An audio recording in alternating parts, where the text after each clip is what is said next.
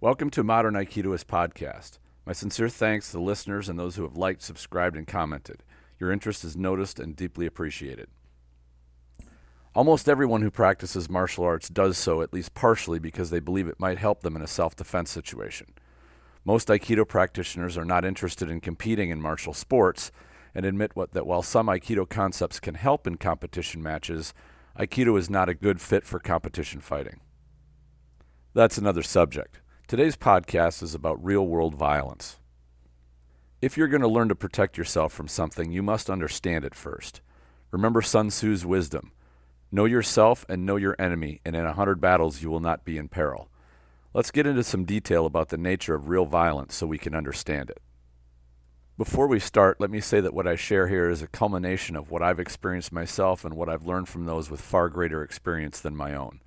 A wise man does not limit his learning to merely his own experience. There is great value in what you can learn from those with first-hand experience.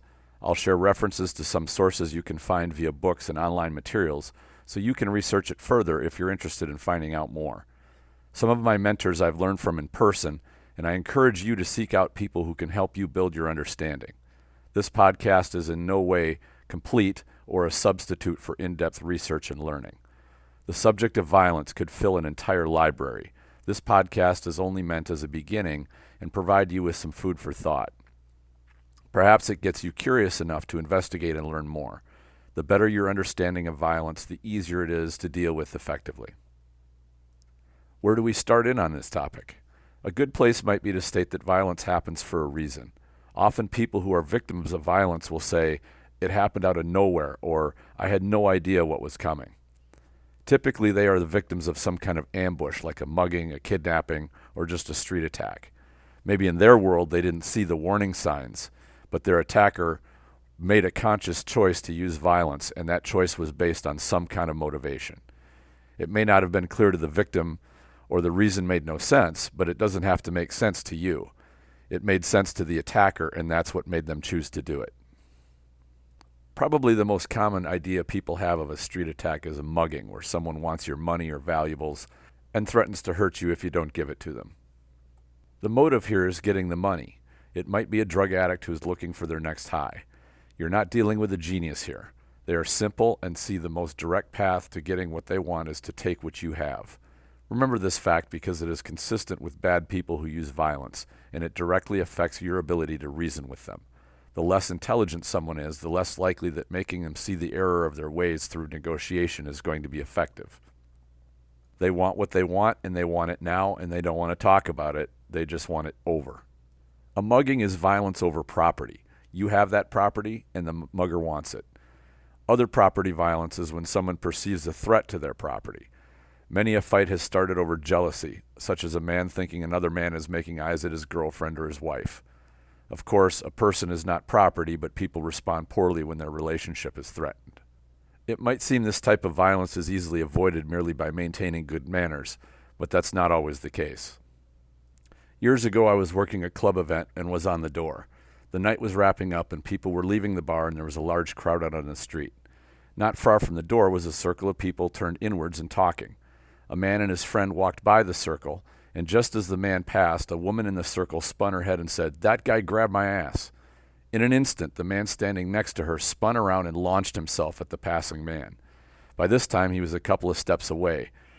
The attacker shouted an expletive that I won't repeat here as he closed the distance, and he was in a hurry. The victim only had time to turn his head at the shout before the attacker was on him. The two collided, and the victim was driven to the ground up against a fence, and the attacker was pounding on him, all in a matter of seconds. Here's the thing. Did the passerby grab the woman? The crowd was so thick that it couldn't be seen. It could easily have been a case of mistaken identity, and she was actually grabbed by somebody else. Minding your own business isn't a guarantee. In the blink of an eye, rage overwhelmed the woman's companion, and an attack was on. There was no time or opportunity to negotiate. It's amazing how fast the whole thing went down. This kind of thing happens all the time where people drink. An unpleasant truth is that women take part in instigating violence as well, and not just against other women. Any experienced bouncer knows that women are every bit as capable of starting up trouble as men are. They just tend to use different approaches in doing it. A life lesson. Violence is most likely in places where people, especially young men, are drinking alcohol. Failing to understand this is a recipe for disaster. A question to consider: if you have to deal with violence, would you prefer to do it sober and with a clear head, or with the mental and physical impairment of having drunk alcohol? This is a profound question. Having hosted many parties, some of which ran over 100 guests and even over 1,000, I always avoided drinking because having a clear head was necessary to make sure I was prepared to deal with what might happen when others are drinking. I found that I would only drink when I was in the company of people that I trusted completely. If there was any doubt about how people would behave while drinking, I wouldn't touch a drop. There are some people who turn into different people when they drink. There's the happy drunk, the sad drunk, the morose drunk, the clumsy drunk, and these are not really worth worrying about. It's the belligerent drunk and the angry drunk which pose problems. Whiskey and tequila are notorious for making some people angry and violent, although some people get angry when they drink a significant amount of any type of alcohol. When people start drinking, stay observant. It's always best to spot a problem before it flares up. Fights start over protecting possessions or property, but a great deal of them start over pride and ego. Make someone a butt of a joke or have them take a joke the wrong way is a common way for this to start. Imagine telling a Polish joke and somebody with Polish heritage hears it and takes offense. He doesn't know you and is not willing to overlook the perceived insult. It won't help if he's been drinking. These types of violence are often referred to as social violence. There's no property or gain to protect, but the threat or anger is based on social interaction. Another type of social violence is referred to as the educational beatdown. This is when there is a social etiquette which has been violated by someone not understanding it. An example might be when you go to sit on that nice-looking motorcycle without the owner's permission and he hits you. Educational beatdowns are avoidable if you are respectful and pay attention to where you are and what company you are in. One of the types of violence that makes the least sense to the victim, even long after the incident, is the status-seeking display. If someone is trying to prove their toughness and increase their status within, say, a gang, they will choose a random victim and move in to attack them. It's to show the gang they are tough and not afraid. You should avoid this by spotting and avoiding groups of young men who look like trouble. Rory Miller has some great material on types of violence, and I would definitely encourage you to seek out his work. He has some online material as well as a number of books which are excellent. For a martial artist, his book Meditations on Violence is a must-read. His real-world experience is something you do not get in a dojo. He also has a formal martial arts background and does a great job of helping bridge the understanding towards the difference of dojo arts and real violence. I just can't recommend that book strongly enough. Really, go read that book. It's called Meditations on Violence by Rory Miller. I'll leave a reference in the description. One aspect about violence with true intent to harm is that merely controlling somebody's body may not be enough to deal with the threat. Controlling an angry and violent person without harming them or causing them pain is extremely difficult. This isn't to say that you should abandon the idea of their safety and hurt them. However, realize that an angry and aggressive mindset is sometimes not shifted by subtlety. I'm not completely certain it was Rory's book that I read this account, but it was from one of the many I read by authors with real-life experience. The author came from a Japanese jiu-jitsu background and was on the job as a bouncer. A drunk guy in his bar was getting unruly and had to be dealt with. The author went over to him and tried to calm him down with verbal guidance. The drunk was having none of it and only getting more confrontational. When the bouncer realized verbal persuasion was not working and that physical exchange was imminent, he used a subtle but effective throw to crumple the drunk to the ground. The drunk was still angry and aggressive, but the throw was so soft and subtle that he thought he merely fell over. He got back up and kept his aggressive ways. He simply wouldn't be taken out of his aggressive mindset. The author learned the lesson there that in order to divert the aggressive mind, something else was necessary.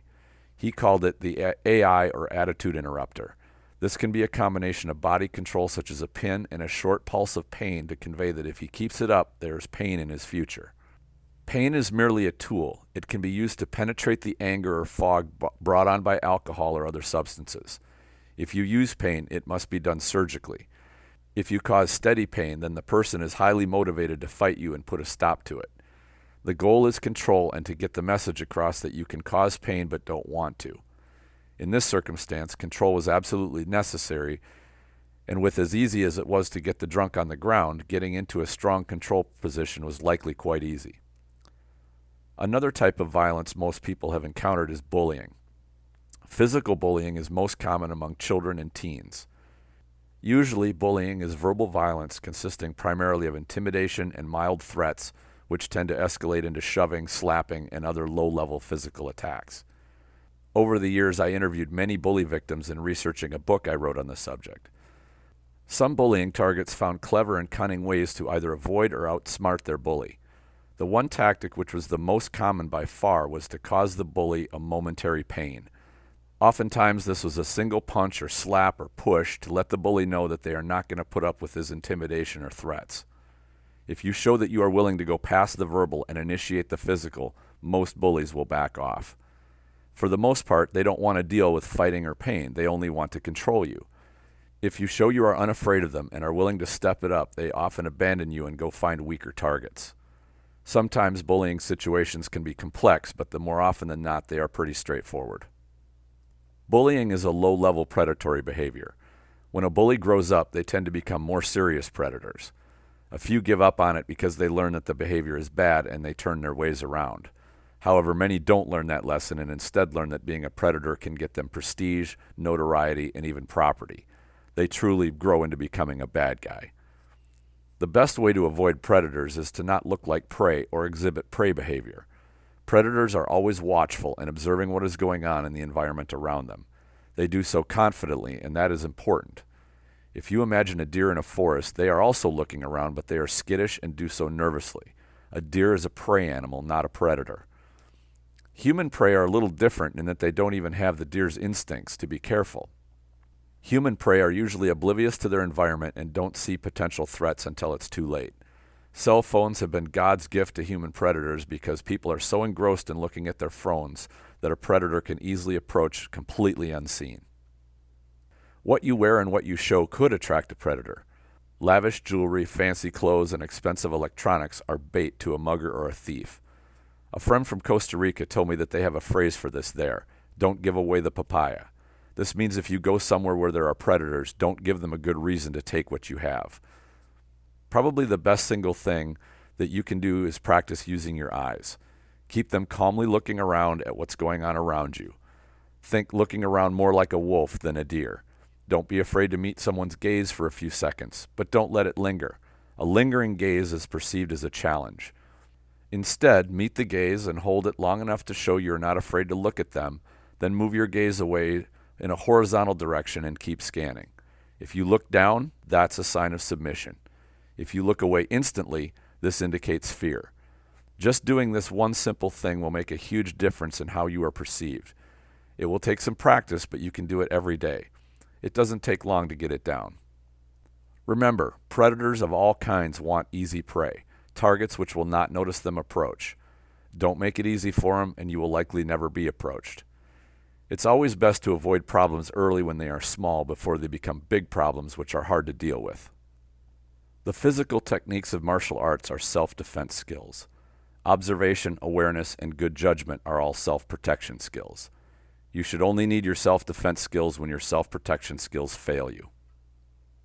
We all have our own reasons for training martial arts. Mine is that I want to make sure my confidence is not a bluff. If my powers of observation, avoidance, and negotiation fail, then I am well prepared for a physical exchange. It just so happens that dojo training doesn't really teach much of the non-physical skills. It pays to learn about them and practice them as much as you can. If you find this subject interesting, I highly recommend the works of Rory, Marc MacYoung, Geoff Thompson, Kane, and Peyton Quinn, and there are some others too. These are the top writers in the field of real-world violence and how it works. They have direct experience and excellent insights. I also recommend finding people with this kind of experience and talking with them directly. You'll learn a great deal. It's not practical to go get a job as a bouncer or a cop to learn these lessons. Definitely listen to the insights that they have to share. It's a world most peaceful people have little knowledge or awareness of. I'll end this podcast with saying that it might seem that you need to become violent in order to learn to deal with violence, and that's not true. You always want to be peaceful and avoid violence. A good martial artist should have the skills to end violence quickly without causing unnecessary harm or injury if possible. The more you know and understand about violence, the better chance you have of avoiding it by using good judgment. The closer your training gets to the realities of violence, the better you will perform when you have to deal with it. There are good resources out there, and I'll leave a list of the authors in the description. What are other topics you're interested in hearing covered in this podcast? Please share your ideas in the comments if you're watching this on YouTube. You can also go to the Facebook group Aikido the Martial Side and post a comment there. Your input and engagement really helps podcasts like these stay around. Please support it by liking, subscribing, and sharing. Enjoy your training.